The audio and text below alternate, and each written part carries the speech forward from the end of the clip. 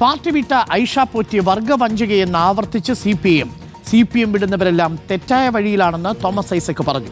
Party അവഗണിച്ചെന്ന് പറയുന്നത് എന്തടിസ്ഥാനത്തിലാണെന്ന് വ്യക്തമാക്കണമെന്നായിരുന്നു general secretary MA ബേബിയുടെ പ്രതികരണം.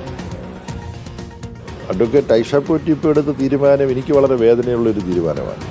പാർട്ടിക്കും LDFനും ഐഷ പോറ്റി ചില സംഭാവന നൽകുകയും ചെയ്തിട്ടുണ്ട്, അത് ഞാൻ കാണാതിരിക്കുന്നില്ല. അതിന് തുല്യമോ അതിൽ കൂടുതലോ പാർട്ടിയും LDFും അങ്ങോട്ട് കൊടുത്തിട്ടുണ്ട്. അപ്പോൾ അവഗണിച്ചു എന്ന് അഡ്വക്കേറ്റ് ഐഷ പോറ്റി പറയുന്നത് എന്തടിസ്ഥാനത്തിലാണ് എന്നെനിക്ക് മനസ്സിലാകുന്നില്ല.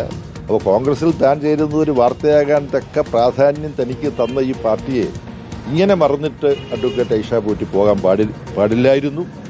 ഞങ്ങളെയൊക്കെ വിളിച്ച് സംസാരിക്കാൻ. വർഗവഞ്ചക എന്ന ആക്ഷേപത്തിന് സരിനെയും ശോഭന ജോർജിനെയും ഓർമ്മിപ്പിച്ചാണ് ഐഷ പോറ്റി CPMന് മറുപടി നൽകിയത്. നല്ല സന്തോഷമുണ്ട് ഈ ചടങ്ങിലേക്ക് എനിക്കും എത്താൻ കഴിഞ്ഞതിൽ. ഇപ്പോൾ ഇന്ന് സോഷ്യൽ മീഡിയയിലൊക്കെ നിരവധിയായിട്ടുള്ള വർഗവഞ്ചകി എന്നും ഒക്കെ പറഞ്ഞിട്ട് എന്തൊക്കെ ഭാഷകൾ പറയാമോ അതെല്ലാം പറഞ്ഞിട്ടുണ്ട്. അപ്പോൾ എനിക്കും ഒരു തോന്നലുണ്ട്, നിങ്ങളുടെയൊക്കെ പ്രസ്ഥാനത്തിൻ്റെ ഭാഗമായിട്ടുള്ള സരിനടക്കം ശോഭന ജോർജ് അടക്കം എണ്ണിയാൽ തീരാത്ത ഒട്ടേറെ പേർ ആ പ്രസ്ഥാനത്തിലേക്ക് എത്തുമ്പോൾ അതിൻ്റെ പേരെന്താണെന്ന് കൂടി എനിക്ക് ഒന്ന് ചോദിക്കാനായിട്ടുണ്ട്. സജു ദേവസ്യയാണ് വിവരങ്ങൾ നൽകാനുള്ളത്. സജു ദേവസ്യ, വർഗവഞ്ചക ഇപ്പോൾ ഒരു താത്വിക അവലോകനം നടത്തിയാൽ എന്താണ് ഈ ആരോപണ പ്രത്യാരോപണങ്ങളിലെ രാഷ്ട്രീയം?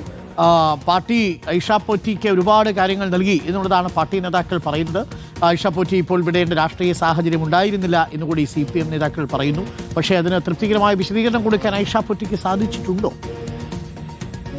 ഐഷ പോറ്റിയുടെ UDF പ്രവേശനത്തിൽ, കോൺഗ്രസ് പ്രവേശനത്തിൽ വിമർശനം ഘടിപ്പിക്കുകയാണ് CPM general secretary MA baby.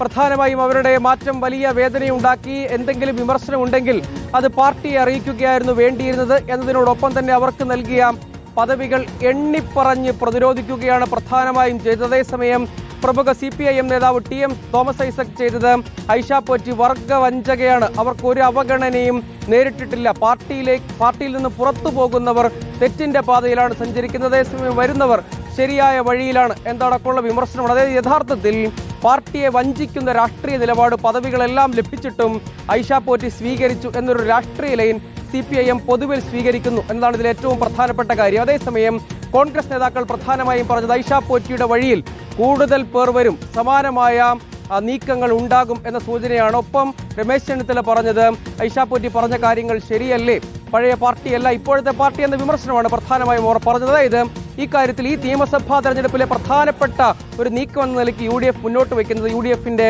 അടിത്തറ വിപുലപ്പെടുത്തും, UDFന്റെ വിശാലമായ പൊളിറ്റിക്കൽ പ്ലാറ്റ്ഫോം ആകും എന്നതാണ്. അതുവഴി അവർ കൂടുതൽ ആളുകളെ സമാനമായ രൂപത്തിൽ ഈ മുന്നണിയിലേക്ക്, ക്യാമ്പിലേക്ക് എത്തിക്കാൻ സജീവ നീക്കം നടത്തുന്നു എന്നതാണ് ശ്രദ്ധേയമായ കാര്യം. Thank you. സജു ദേവസ്യയാണ് വിവരങ്ങൾ നൽകിയത്.